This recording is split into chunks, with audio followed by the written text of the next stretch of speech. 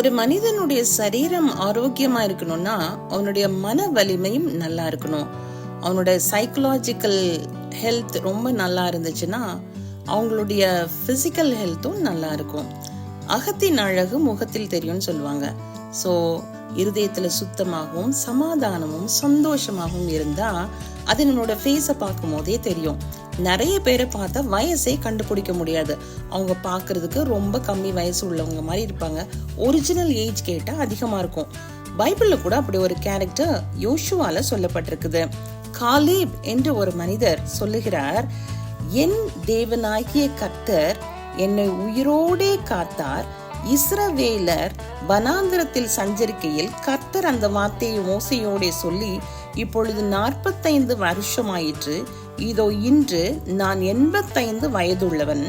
மோசே என்னை அனுப்புகிற நாளில் எனக்கு இருந்த அந்த பலன் இந்நாள் வரைக்கும் எனக்கு இருக்கிறது.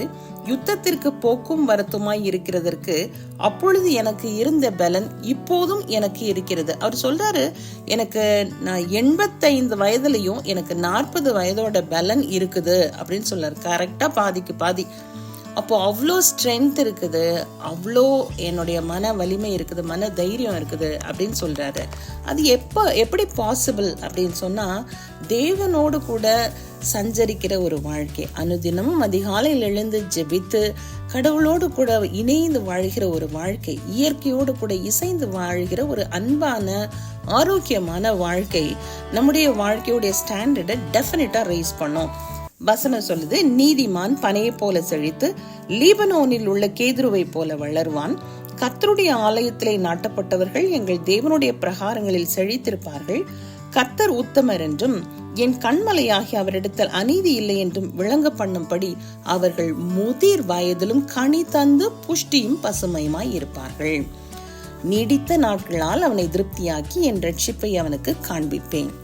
சோ கடவுளோடு கூட இசைந்த ஒரு வாழ்க்கை ரொம்ப ஒரு பிளஸடான, அதே சமயம் ரொம்ப ஒரு ஆரோக்கியமான வாழ்க்கை அமையுங்கிறதுல எந்த விதமான சந்தேகமே கிடையாது. இறைவன் நமக்கு கொடுத்த ஒரு பெரிய அருட்கொடை இந்த அழகான உலகம், இதில் தந்த அழகான மனிதர்கள்.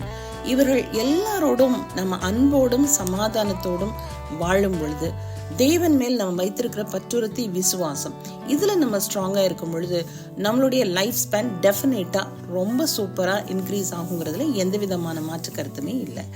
So let us lead a very healthy and happy life. God bless you. Have a great day.